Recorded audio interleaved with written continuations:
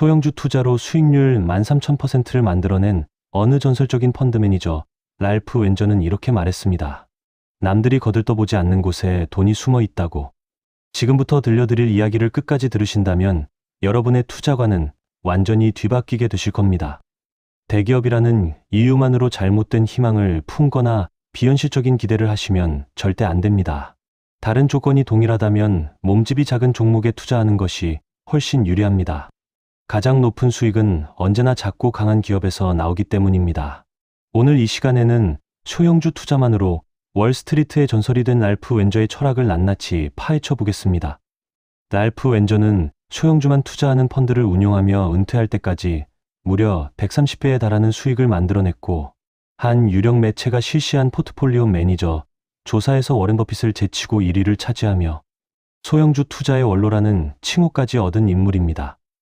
저 역시 재무건전성이 튼튼하고 실적이 좋음에도 불구하고 단지 소형주라는 이유로 소외되었던 종목에 투자하여 짜릿한 수익을 맛본 경험이 있습니다. 저는 작지만 강한 소형주가 누구나 아는 대형 우량주보다 훨씬 매력적이라고 믿는 사람입니다. 여러분이 남들보다 더 효율적으로 그리고 더 빠르게 부를 축적하고 싶으시다면 이 투자 철학을 반드시 끝까지 들어보시길 강력하게 추천드립니다. 소형주를 어떻게 발굴하고 어떻게 투자해야 하는지 중간중간 구체적인 방법까지 설명해 드릴 테니 절대 놓치지 마시기 바랍니다. 아마 지금까지 대형 우량주가 정답이라고 생각하셨다면 오늘 이 이야기를 듣고 나서 여러분의 생각은 180도로 뒤집힐 수 있습니다. 그럼 지금부터 본격적으로 시작하겠습니다. 투자의 성공 여부를 결정짓는 가장 중요한 요소는 바로 시장에 어떤 자세로 접근하느냐입니다. 그래서 여러분이 주목해야 할 것은 구체적인 매매 기법이 아니라 투자 경험과 그 속에서 배운 원칙을 스스로 이해하고 소화하는 과정입니다. 이 내용을 제대로 이해하신다면 여러분만의 투자 방식과 주식시장을 바라보는 자신만의 관점을 확실히 정립하실 수 있을 겁니다. 다만 이 이야기를 듣고 단시간에 수익률 100%를 기대하시면 절대 안 됩니다. 여러분의 목표는 꾸준히 부를 축적하는 것이어야 합니다. 주식시장에서 갑자기 큰 돈을 벌었다는 이야기는 여기저기서 들려오지만 그런 이야기는 크게 신뢰할 것이 못 됩니다. 오늘 당장 시장을 뜨겁게 달구며 주가가 치솟은 종목들은 대부분 5년 안에 아무도 쳐다보지 않는 싸늘한 종목으로 전락합니다. 이 사실은 반복되는 역사가 여실히 증명해주고 있습니다. 여기서 정말 중요한 내용이 나옵니다. 한 걸음 물러나 다른 시각으로 시장을 바라보셔야 합니다. 투자의 세계에서 남들보다 뛰어난 성적을 올리기 위해서는 반드시 역발상의 기질을 가지셔야 합니다. 즉 시장에 합의된 의견을 그대로 따라가면 그저 그런 평범한 수준에 만족해야 합니다. 지금 당장 최고라고 떠받들어지는 대형 우량주 기업들도 영원히 잘 될 수는 없습니다. 10년 전만 해도 모두가 우상으로 떠받들던 거대 기업들이 지금은 흔적조차 찾기 어려운 경우가 허다합니다. 그런 점에서 남들보다 뛰어난 성적을 올리는 투자자는 지금 시장에서 떠받드는 우상들을 오히려 의심에 찬 눈초리로 바라봐야 합니다. 차별화된 걸출한 성과를 만들어내기 위해서는 반드시 한 걸음 물러나 무리 바깥으로 나와야 합니다. 펀드 매니저들에게 최고의 전략은 사실 군중 중심에 머무는 것입니다. 왜냐하면 그렇게 해야 가장 안전하고 어떤 질책도 받을 일이 없기 때문입니다. 얼룩말들이 무리를 지어 이동하는 것처럼 자산운용업계의 대다수 전문가들도 서로 눈치를 보며 똑같은 종목으로 몰려듭니다. 한때 대형 우량주로 불리며 대중의 열광적인 사랑을 받았던 종목들이 있었습니다. 실적이 좋았음에도 불구하고 그 옆에서 소외받던 소형주 투자자로서 속이 상했던 경험이 있습니다. 하지만 끝까지 원칙을 저버리지 않고 버텼습니다. 왜냐하면 영원할 것 같았던 인기 종목들이 결국 아무도 예측하지 못한 시점에 무너져 내렸기 때문입니다. 인기가 최고조에 달했던 시절 평균 주가 수익 비율이 48배까지 치솟았던 종목군이 나중에는 13배 수준까지 폭락하는 일이 실제로 벌어졌습니다. 그리고 그 여파로 소형주까지 동반 하락을 피할 수 없었습니다. 그런데 바로 그 위기 직후 누구도 예측하지 못한 시점에서 갑자기 기록적인 거래량을 보이며 엄청난 강세장으로 돌변하는 일이 벌어졌습니다. 왜 이런 현상이 반복되는 것일까요? 바로 얼룩말처럼 때를 지어 움직이는 자산운용업계 종사자들의 본능 때문입니다. 모든 대기업들은 사실 과거에는 모두 작은 기업이었습니다. 이것을 주식시장의 진화론으로 설명할 수 있습니다. 매우 치열하고 경쟁적인 사업 환경에 적응한 기업들은 살아남고 그렇지 못한 기업들은 도태됩니다. 신생 기업들은 생존을 위해 끊임없이 자신만의 특화된 틈새 시장을 발굴합니다. 그렇게 살아남은 소수의 신생 기업들이 나중에는 크게 성장하는 것입니다. 마케팅 능력 하나로 최후의 승자가 되어 누구나 인정하는 거대 공룡 기업으로 성장했던 사례도 있었습니다. 한동안은 그 아성이 절대 무너지지 않을 것처럼 보였지만 마치 거대 운석이 공룡을 멸종시켰던 것처럼 새로운 기술의 등장 앞에서 순식간에 몰락의 길을 걸었습니다. 그 이유는 예전과 같이 날렵하게 움직일 수 없는 거대한 몸집 때문이었습니다. 대기업보다 작은 기업이 훨씬 빠릅니다. 작은 기업의 경영자들은 변화에 적극적으로 대응할 수 있습니다. 반면 대기업은 여러 단계의 결제 라인이 있고 그만큼 대응이 느립니다. 회사원이라면 이 답답함을 정말 뼈저리게 공감하실 겁니다. 어떤 문제를 이야기하려면 담당자를 거쳐 팀장을 거쳐 임원을 거쳐 최고 책임자까지 올라가야 합니다. 그런데 작은 기업은 곧바로 결정권자에게 이야기가 전달됩니다. 어느 기업이든 지금의 자리까지 오는데 20년이라는 세월을 보냈다면 그 자체로 이미 위험 신호가 켜진 상태입니다. 성공 비결이 무엇이었든 간에 이미 기업 환경은 상당히 변화했을 것이며 기존 방식이 더 이상 통하지 않을 가능성이 매우 높습니다. 갓 태어난 어린 코끼리는 하늘을 날 수 있지만 다 큰 어른 코끼리는 결코 하늘을 날지 못합니다. 작은 기업은 이미 성숙한 대기업에 비해 훨씬 빠르게 성장할 수 있습니다. 당연한 말처럼 들리지만 이것은 정말 중요한 대목입니다. 대부분의 사람들이 소형주에 관심이 없기 때문에 소형주 투자 자체가 이미 하나의 역발상 투자가 되는 셈입니다. 거대한 자동차 회사의 판매량은 작년보다 2배로 늘어날 수 없습니다. 그러나 작은 소프트웨어 개발사의 매출액은 전년보다 몇 배로 늘어날 수 있습니다. 대기업의 경우 정부에서 남들보다 앞서가기란 사실상 불가능합니다. 매주 대형 기업을 탐방하는 애널리스트만 수십 명이 넘는 경우도 흔합니다. 하지만 작은 기업의 경우 애널리스트들의 단골, 분석 대상이 아니기 때문에 다른 사람이 알지 못하는 사실을 먼저 발견할 수 있습니다. 물론 작은 기업일수록 리스크는 더 큽니다. 하지만 리스크를 부담하지 않으면 누구도 큰 돈을 벌 수 없습니다. 주식 투자를 한다는 것 그 자체가 이미 위험을 감수하겠다는 전제 조건을 깔고 있는 것입니다. 그런데 주식 투자를 하면서 안전만을 찾는다는 것은 어떻게 보면 상당히 모순적인 태도입니다. 학계에서 가장 널리 인정받는 자본자산 가격 결정 이론에서도 시장 평균보다 높은 리스크를 부담할 때만 시장 평균보다 높은 수익률을 올릴 수 있다고 강조하고 있습니다. 한 유명 학자의 실증 연구에 따르면 시가총액이 아주 작은 소형주의 투자 수익률은 대형주의 투자 수익률보다 높을 뿐만 아니라 작은 기업에 수반되는 더 큰 리스크를 감안하더라도 여전히 소형주 투자의 수익률이 더 높다는 사실이 밝혀졌습니다.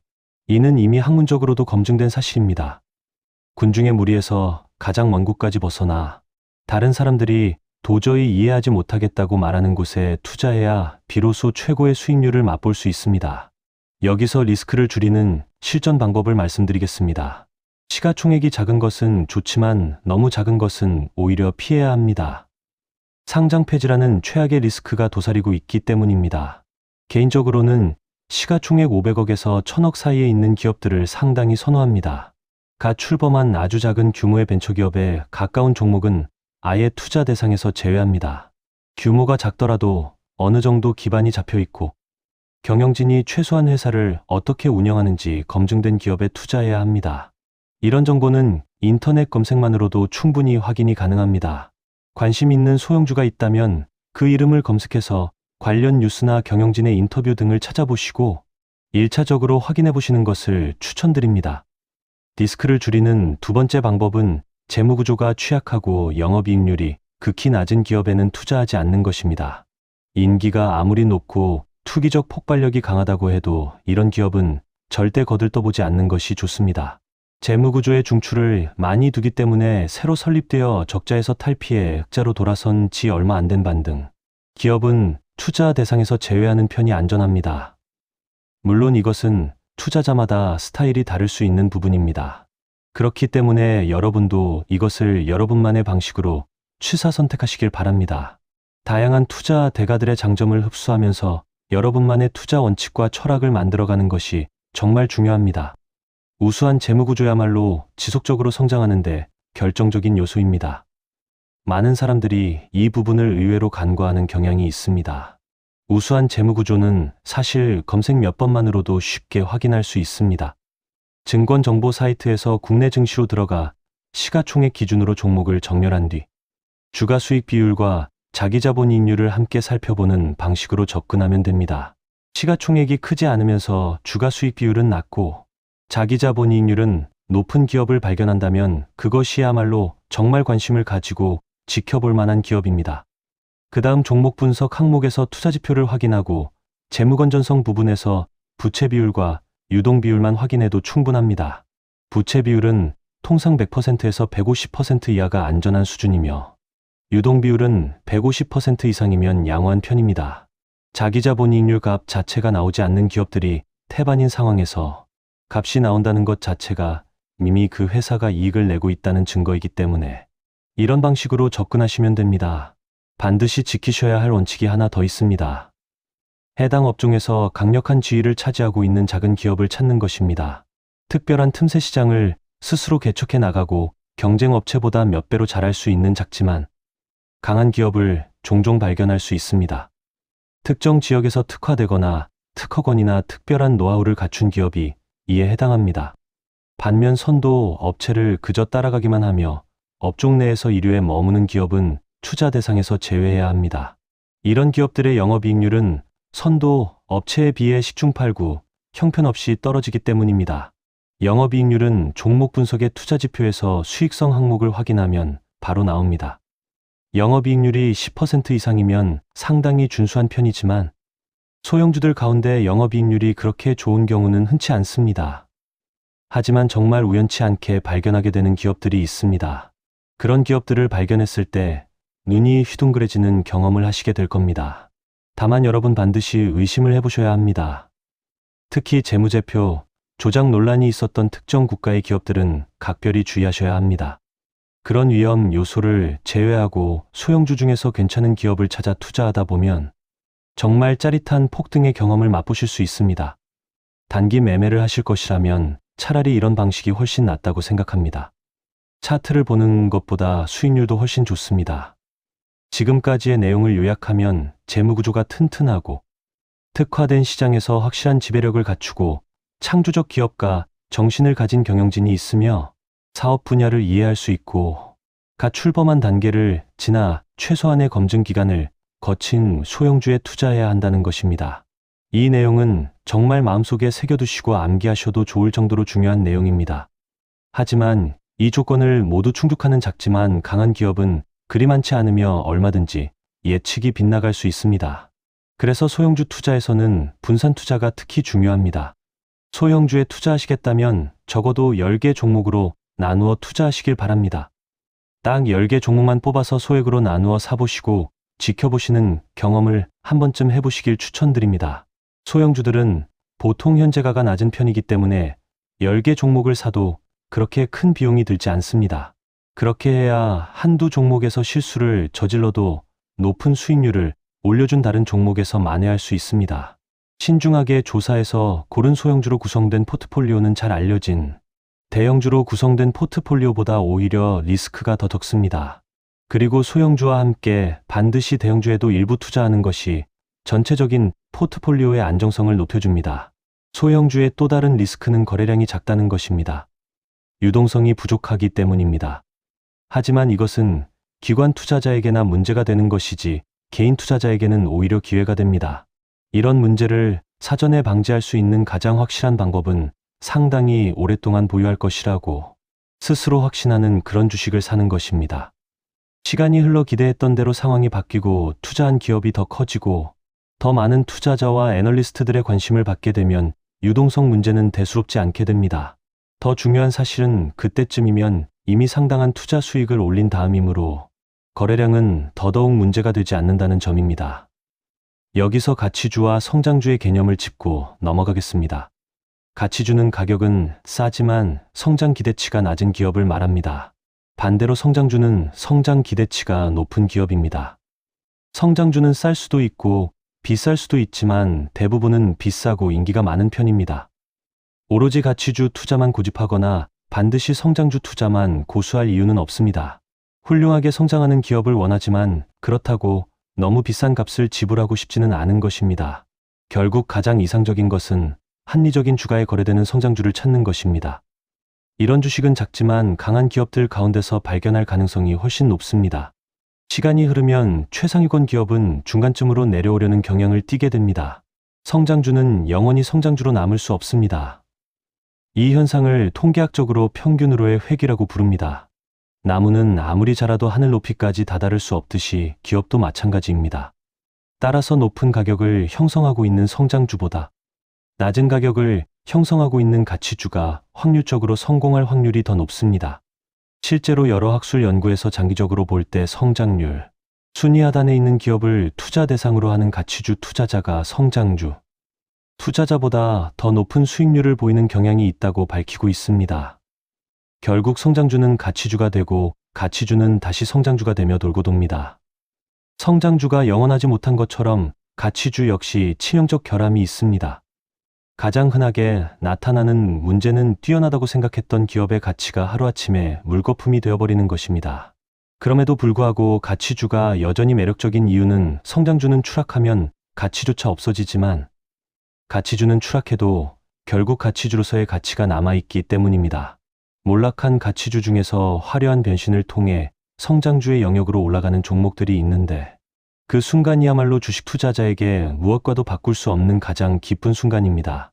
미운 오리 새끼가 아름다운 백조로 다시 태어날 때 최고의 투자 수익을 맛볼 수 있는 것입니다.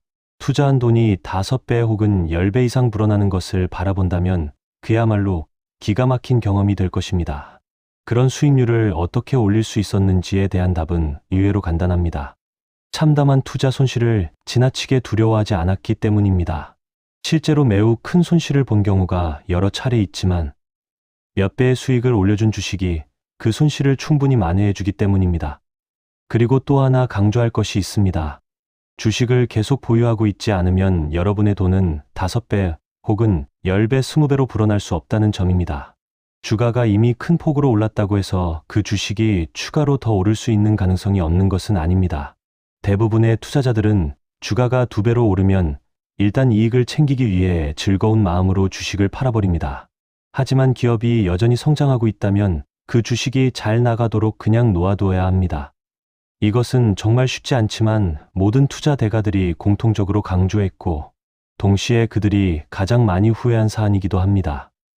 아무리 주가가 5배, 10배, 20배가 되었다 해도 기업이 여전히 성장하고 있다면 그대로 놓아두어야 한다는 것입니다. 나쁜 뉴스로 인한 리스크는 대개 과장되고 그 파장은 증폭됩니다. 한 심리학 연구에 따르면 대부분의 사람들은 돈에 관한 문제에서 어떤 일이 일어날 가능성을 상당히 과장하는 경향이 있습니다.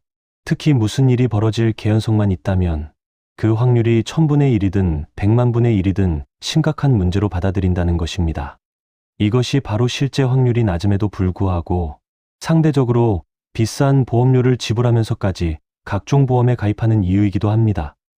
발생 가능성이 아주 희박한 사건의 위험성을 과대평가하는 것처럼 이길 확률이 극히 희박한 상황에서도 그 가치를 과대평가해버립니다. 그래서 복권 판매소와 카지노는 늘 많은 사람들로 붐빕니다.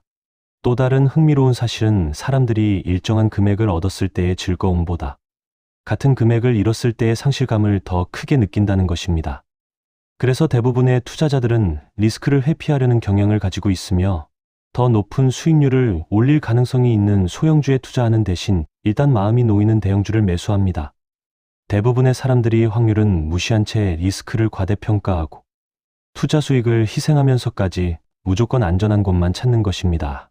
따라서 소형주 투자를 강조하는 이유는 자연스럽게 역발상 투자를 실천할 수 있기 때문입니다.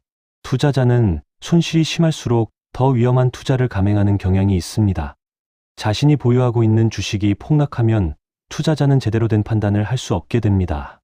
자신의 주식이 진짜 가치가 얼마인지 냉정하게 판단하지 못한 채 오로지 주가가 다시 회복되어 손실을 만회하기만을 바라는 기대감으로 그 주식을 계속 보유하거나 심지어 더 매수하는 지경에 이릅니다. 흔히 물타기라고 부르는 이 현상은 특히 성장주 투자자에게 자주 나타납니다. 인기 높은 성장주만 보면 많은 사람들이 이성을 잃은 채 과도하게 높은 주가를 지불하고 평균 회귀 현상에 따라 주가가 추락할 때는 정신을 차리지 못하고 그대로 몸을 맡깁니다. 그리고 이들 중 누군가는 자신의 남은 재산을 모두 추락하는 성장주에 몰빵할 수도 있습니다. 결국 자신의 돈이 걸린 문제에서 인간은 전혀 합리적이지 않은 방식으로 행동하며 정보를 감정적으로 평가합니다. 이로 인해 만들어지는 주가의 왜곡 현상을 냉정하게 바라보고 기민하게 움직인다면 오히려 수익을 낼 수 있는 기회를 잡을 수 있습니다. 결국 사람들은 공포를 지나치게 두려워한다는 것이며 우리가 정신줄을 붙잡고 그 공포를 이겨낼 수 있다면 남들보다 상대적으로 훨씬 많은 돈을 벌 수 있다는 것입니다. 발생 가능성이 희박한 재난으로 인해 주식시장이 공포에 사로잡히면 리스크가 작은 훌륭한 기업의 주가도 매수하기에 아주 매력적인 수준으로 떨어집니다. 그래서 나쁜 뉴스는 항상 시장에 과도하게 반영된다는 말까지 생겨났습니다. 주식시장에서 자주 발견할 수 있는 또 다른 기회는 특정 업종이나 산업 분야에 대한 과도한 우려로 인해 해당 업종의 전 종목 주가가 급락할 때입니다. 투자자들이 어느 업종에 대해 두려움에 사로잡혀 있다면 틀림없이 리스크는 거의 없는데 주가는 추락해 있는 훌륭한 기업을 찾아낼 수 있습니다. 주가 수익 비율이 더 이상 떨어질 수 없는 바닥까지 내려왔다면 주가는 영원히 그 바닥에 머물러 있지 않습니다. 왜냐하면 영원한 것은 절대 없기 때문입니다. 증권 분석의 신비한 비법 같은 것은 없습니다.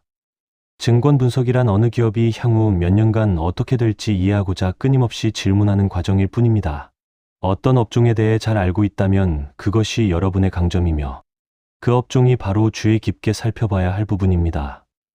제대로 이해하고 있는 영역에서 멀리 벗어날수록 투자가 아니라 도박을 하고 있는 자신을 발견하게 될 것입니다.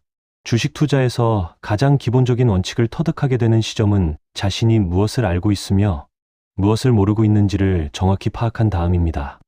이는 결국 투자에서의 메타인지를 강조하는 것입니다. 스스로 어떤 분야에 강점이 있는지 곰곰이 생각해보는 시간을 가지시길 바랍니다. 없을 것 같다고 생각하실 수 있지만 절대 그렇지 않습니다. 여러분은 분명 어느 한 분야의 전문가입니다.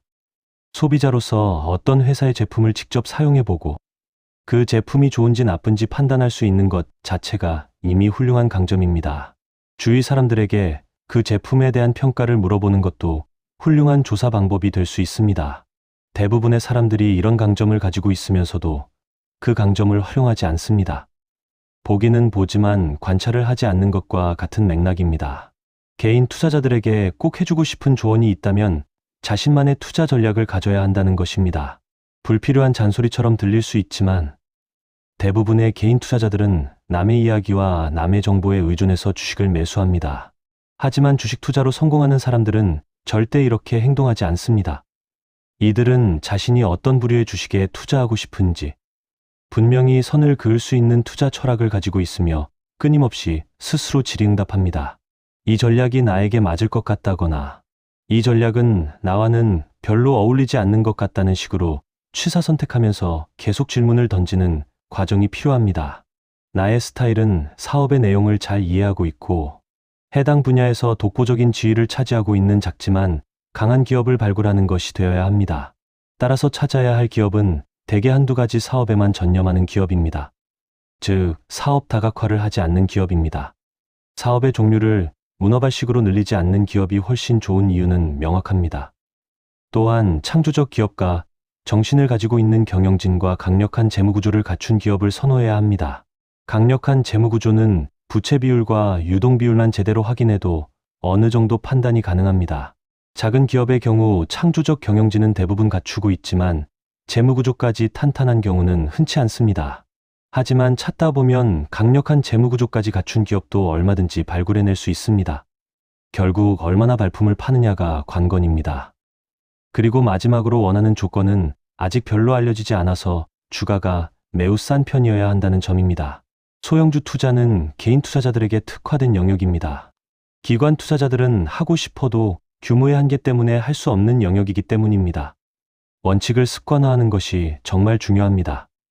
마음속에 항상 새겨둘 원칙을 찾아내면 수천 개의 종목이 눈앞에 있다 해도 소화할 수 있는 투자 대상에만 집중할 수 있습니다.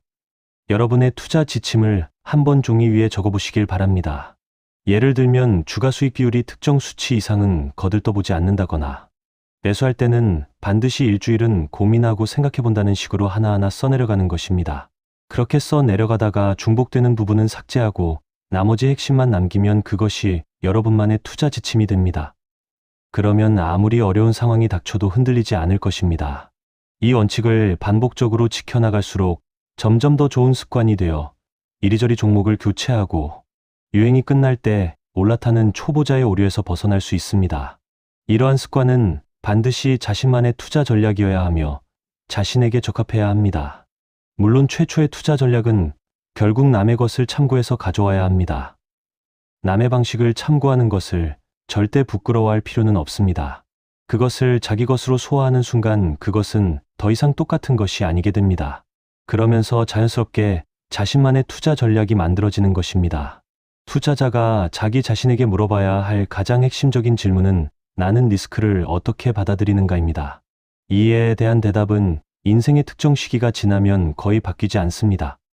자신이 지금 당장 쓰레기통에 버릴 수 있는 돈의 양이 바로 감당할 수 있는 리스크의 양이라고 생각해 볼 수 있습니다. 강세장이 절정에 달했을 때 신규 상장 붐이 몰아치는 경우가 자주 있습니다. 미래 성장 가능성을 부풀릴 대로 부풀린 기업들이 새로 상장되고 예전 가격보다 훨씬 높은 프리미엄이 붙어서 거래됩니다. 이런 뜨거운 시장은 절대 오래 지속될 수 없습니다. 결국 급격한 조정을 겪고 나면 상장했던 기업들 가운데 상당수가 사라지고 그나마 살아남은 기업들도 주가 폭락을 면치 못합니다. 신규 상장의 붐이 허망하게 끝나버리면 투자자들은 오로지 대형 성장주만 찾게 됩니다. 모두가 대형 성장주로 몰려들면서 이들 주식의 주가 수익 비율이 극단적으로 치솟는 일이 반복됩니다. 합리적인 가격의 성장주가 시야에 들어올 때까지 숨죽인 채 기다리는 인내심이 필요합니다. 그래야 약세장이 찾아왔을 때 아직 살아남은 좋은 주식을 헐값에 대량으로 매수할 수 있습니다. 여러분은 감정 변화가 심한 외과 의사에게 수술을 받고 싶지 않으실 겁니다. 주식 투자도 마찬가지입니다. 냉정하고 객관적인 투자자는 약세장에서도 공포에 휩쓸리지 않으며 강세장의 열기 속에서도 회의적인 시각을 유지합니다. 이들은 자신의 실수를 기꺼이 받아들이고 재빨리 손절매에 나섭니다. 보통 사람들도 자신의 판단력을 조금만 활용하면 전문가들과 비교해서 결코 뒤지지 않는 수준의 종목을 골라낼 수 있습니다. 누구나 차가운 머리를 가지고 대중과 반대로 행동할 수 있는 아이디어를 생각해낼 수만 있다면 괜찮은 수익률을 맛볼 수 있습니다. 여기에 충분한 노력과 심사숙고를 더한다면 그 이상의 훌륭한 성과도 얻을 수 있습니다. 주식시장에서 최대한 주의 깊게 살펴야 할 부분은 아주 강력한 경제적 사회적, 기술적 흐름으로부터 이익을 얻게 될 영역입니다. 적어도 5년 이상 지속될 흐름을 찾아내야 합니다. 투자 목표는 애널리스트들의 내년도 실적 추정치나 이번 경기 순환 주기보다 훨씬 더 멀리 자리 잡아야 합니다. 너무나 많은 전문 투자자들이 향후 1, 2년의 전망에만 집중해서 투자하기 때문에 이 정도 기간에는 남들보다 뛰어난 성과를 내기가 매우 어렵습니다. 그래서 대부분의 기관 투자자가 관심을 갖지 않는 더 작은 기업의 주식을 매수하는 것이 하나의 해결책이 됩니다. 소형주에 투자하는 것은 여러모로 이점이 많습니다. 전망에 지나치게 몰입해서 생기는 함정도 있습니다. 우리가 잘 알 수 있는 것에만 모든 관심을 집중하다가 실수를 저지르는 경우입니다. 몇 년 뒤 투자 수익률을 결정하는 여러 요인들에 대해 우리가 가진 지식은 사실 매우 하찮은 수준입니다. 지금 알고 있고 알 수 있는 정보만으로는 몇 년 뒤를 정확히 예측할 수 없다는 뜻입니다. 대부분의 애널리스트들은 단기 전망 예측에 집중하며 장기 전망은 단기 전망치를 단순히 연장한 것에 불과한 경우가 많습니다. 그래서 애널리스트들의 전망치보다는 그 주식을 몇 년 후에도 계속 보유해야만 하는 이유에 관심을 두는 것이 훨씬 더 중요합니다. 지금 할 수 있고 알고 있는 것을 과감히 내려놓고 완전히 새로운 상상과 예측을 할 수 있어야 합니다. 상상의 나래를 펼치는 것, 말도 안 되는 상상을 해보는 것, 그 상상과 생각을 끊임없이 되풀이하는 것, 투자자의 시선으로 모든 것에 관심을 갖는 것, 스스로 질문을 던지고 다른 사람들에게도 질문을 던지면서 그 과정에서 확신과 신념과 철학을 갖는 것이 정말 중요합니다. 관찰이라는 것은 단순히 보는 것과는 다릅니다. 마음에 새겨둘 정도로 주의 깊게 살피는 것이 진짜 관찰입니다. 투자자라면 반드시 관찰하는 마음가짐이 몸에 배어야 하고 다양한 독서와 경험을 통해 흐름을 찾아내는 습관을 길러야 합니다. 예를 들어 신문에서 어떤 직종에 구인구직이 몰려있다는 기사를 접하게 되면 경제의 어느 부분이 지금 호황을 누리고 있으며 이것이 어떤 투자 기회로 이어질 수 있는지를 생각해 봐야 합니다. 일상 속에서 물가가 오르는 것을 체감하는 아주 사소한 경험조차도 투자 아이디어의 출발점이 될 수 있습니다. 자주 가는 가게에서 특정 식재료 가격이 올랐다는 것을 발견하고 물가가 전반적으로 오르고 있다는 결론을 스스로 내려보는 연습. 이것이 틀려도 좋고 맞아도 좋습니다. 이렇게 스스로 마음속으로 끊임없이 이게 과연 무슨 의미일까라는 질문을 던져보는 습관이 정말 중요합니다. 주가가 너무 높이 치솟고 새로운 유행에 맞는 기업들이 무더기로 상장되고 신규 상장 기업의 이야기가 언론의 표지를 장식하기 시작하면 그것이 바로 특정 테마가 절정에 다다랐다는 증거입니다. 전혀 다른 산업에 종사하던 기업들이 너도나도 유행하는 테마에 편승하겠다고 뛰어든다면 그것 역시 테마가 정점에 다다랐다는 명백한 징조입니다. 틈새 시장에서 독점적 지위를 이용해 성공한 사례들을 살펴보면 특정 취미 문화와 강력하게 결합된 브랜드가 얼마나 강력한 팬덤을 만들어낼 수 있는지 알 수 있습니다. 어떤 브랜드는 고객들이 자신의 몸에 문신까지 새기고 다닐 정도로 열광적인 충성도를 만들어냅니다. 이런 브랜드는 단순한 음료 브랜드를 뛰어넘는 최고의 브랜드 가치를 가질 수 있습니다. 신기술을 직접 개발하는 업체보다 그것을 활용하는 업체에 주목하는 것도 중요한 전략입니다. 신기술은 특히 위험한 경우가 많습니다. 획기적인 신기술이 나오면 기존 제품은 금방 사양길에 접어들고 가격은 매년 급격하게 떨어집니다. 반도체와 같은 핵심 부품을 직접 생산하는 기업보다 그것을 활용해서 정보, 생태계를 장악하는 기업이 훨씬 더 성공하는 경우가 많습니다. 천재적인 두뇌를 가진 개발자들이 치열한 경쟁 속에서 살아남아야 하는 반면 그것을 활용하는 쪽은 오히려 더 안정적인 수익 구조를 만들어낼 수 있는 아이러니가 존재합니다. 영원한 천재는 없다는 사실을 늘 기억해야 합니다. 투자 아이디어는 소비자의 입장에서 보면 얼마든지 발굴할 수 있습니다. 어떤 제품을 사보고 그냥 지나치는 것이 아니라 마음에 들었다면 주의 깊게 관찰하고 생각해 보는 것입니다. 이 제품은 어디에서 만든 것인지, 이 회사의 경영진은 누구인지, 재무 건전성은 어떠한지, 향후 전망은 어떠한지 스스로 계속 질문을 던지는 습관이 필요합니다.